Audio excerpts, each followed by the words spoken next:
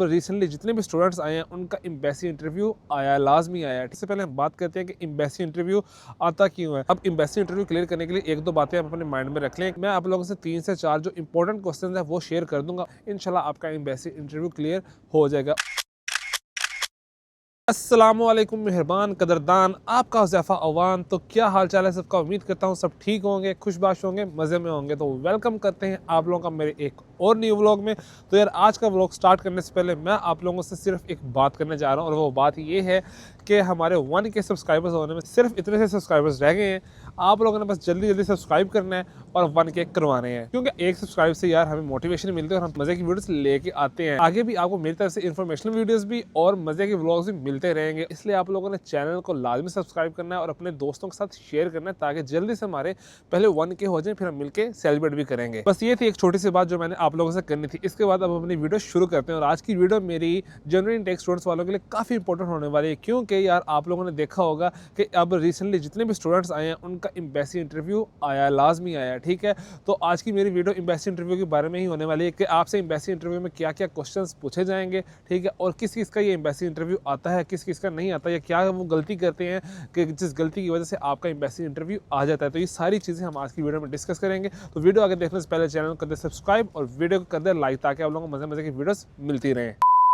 तो बगैर कोई टाइम वेस्ट की अब हम अपनी वीडियो शुरू करते हैं। तो यार सबसे पहले हम बात करते हैं कि एम्बेसी इंटरव्यू आता क्यों है। अगर 1-2 साल पहले आप चले जाएं तो तब एम्बेसी इंटरव्यूज़ इतने ज़्यादा नहीं आते होते थे। तब ये सीन था कि जिसका 5 ईयर्स का भी स्टडी गैप है या 6 ईयर्स का भी स्टडी गैप है ना, उसका भी एम्बेसी इंटरव्यू बहुत ही रेयर चांसेस थे कि आता होता था। और जो प्रायोरिटी पे अप्लाई करता था ना, उसके तो आप ये समझ लें कि 99% इंटरव्यू आता ही नहीं था। लेकिन आजकल अब ये सिचुएशन हुई पड़ी है कि यार जो प्रायोरिटी पे भी अप्लाई कर रहा है उसका भी एम्बेसी इंटरव्यू आ रहा है, ठीक है।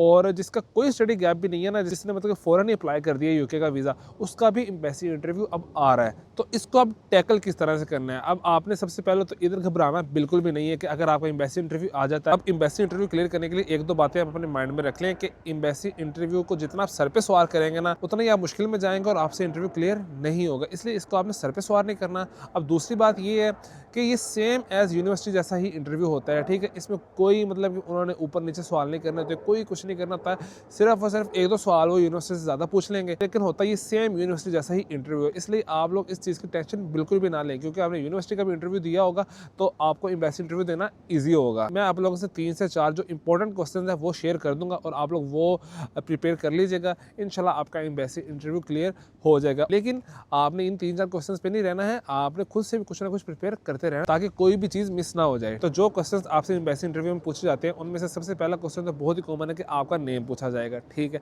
उसके बाद जो क्वेश्चन पूछा जाता है वो पूछा जाता है कि आपकी यूनिवर्सिटी का नेम क्या है। इस क्वेश्चन में वो आपको इस तरह से फंसाते हैं, अगर आपकी यूनिवर्सिटी का नेम है जो यूनिवर्सिटी ऑफ हार्टफोर्डशायर ऐसे करके, ठीक है, तो अगर आपने सिर्फ हार्टफोर्डशायर भी बता दिया ना, तो आपको इस पर फंसा लेंगे कि आपने यूनिवर्सिटी ऑफ हार्टफोर्डशायर क्यों नहीं बोला, ठीक है, आपने इसका एड्रेस क्यों नहीं बोला। इसलिए आपने ये जो क्वेश्चन प्रिपेयर करना है ना, आपने अपनी यूनिवर्सिटी का पूरा नेम प्रिपेयर करना है, ठीक है। दूसरा जो यूनिवर्सिटी का एड्रेस है ना, वो आपने लाजमी प्रिपेयर करके जाना ही जाना है। इसके बाद जो दूसरा आपसे क्वेश्चन पूछा जाएगा वो पूछा जाएगा कि आपके मॉड्यूल्स कौन से हैं, आप कौन से मॉड्यूल्स उधर पढ़ने जा रहे हैं और कितने मॉड्यूल्स हैं, ठीक है। तो आपने जितने भी मॉड्यूल्स होंगे वो सारे एक तो उनका नेम आपने याद कर लेना है लाजमी, ठीक है, और उनकी थोड़ी थोड़ी आउटलाइन याद कर लेनी है कि ये मॉड्यूल में क्या क्या पढ़ाया जाएगा उधर जाके। तो ये चीज़ आप लोगों ने उधर जाके एक्सप्लेन कर देनी है। अब इधर वो लोग फंसेंगे जिनकी डिफरेंट फील्ड्स होंगी, जैसे कि उन्होंने बैचलर्स अगर किसी और फील्ड में किया होगा, मास्टर्स किसी और फील्ड में करने जा रहे हैं, वो इधर आकर लाजमी फंसेंगे। इसलिए उनको ये क्वेश्चन थोड़ा सा ज़्यादा प्रिपेयर करना पड़ेगा। इतना ज़्यादा ये मुश्किल नहीं है। सबसे पहले तो अपने मॉड्यूल्स के नाम याद कर लेने हैं, थोड़ी थोड़ी आउटलाइन आप लोगों ने उनकी याद कर लेनी है कि इसमें क्या क्या पढ़ाया जाएगा, तो आपका ईजिली ये क्वेश्चन क्लियर हो जाएगा। बहुत से लोग इस क्वेश्चन पे आगे फंसेंगे और काफ़ी लोग फंस भी चुके हैं। तो आप लोगों ने टेंशन किसी भी चीज़ की नहीं लेनी, बस ईजी हो के आप लोगों ने आंसर इसका करना है। इसके बाद जो तीसरा इंपॉर्टेंट क्वेश्चन पूछा जाएगा वो पूछा जाएगा कि आपको फंड्स कितने रिक्वायर हैं यूके में स्टडी करने के लिए, या आप जिस भी सिटी आ रहे हैं उस सिटी में कितने फंड्स आपको रिक्वायर हैं स्टडी करने के लिए या रहने के लिए। अब इस क्वेश्चन पे आके आप लोगों ने इस चीज़ का लाजमी ख्याल रखना है कि अब इन्होंने फंड्स इंक्रीज कर दिए हुए हैं, यानी कि जब इन्होंने रूल्स पीछे चेंज किए थे उन्होंने ये भी चीज़ चेंज की थी कि अब जो भी न्यू स्टूडेंट इधर आएगा उसको फंड्स ज़्यादा शो करने पड़ेंगे। इसलिए आप लोगों ने ये चीज़ लाजमी कन्फर्म कर लेनी है कि अब कितने फंड्स हमें शो करने पड़ेंगे लंदन रहने के लिए या आउट ऑफ लंदन रहने के लिए। तो वही आपने एग्जैक्ट अमाउंट उन्हें एम्बेसी इंटरव्यू में बतानी है अगर आपका एम्बेसी इंटरव्यू आ जाता है। मैं आपको क्यों कह रहा हूँ कि आपने एग्जैक्ट अमाउंट बतानी है, क्योंकि यार कभी कभी ऐसा होता है कि अगर आप एग्जैक्ट अमाउंट नहीं ना बताते हो, कि कोई थोड़ी ऊपर नीचे करके बता देते हो, तो यार ये ऐसे कोई गंदे लोग होते हैं कि आप लोगों को इस क्वेश्चन से भी पकड़ सकते हैं, ठीक है। इसलिए आप लोगों ने रिस्क बिल्कुल भी नहीं लेना है।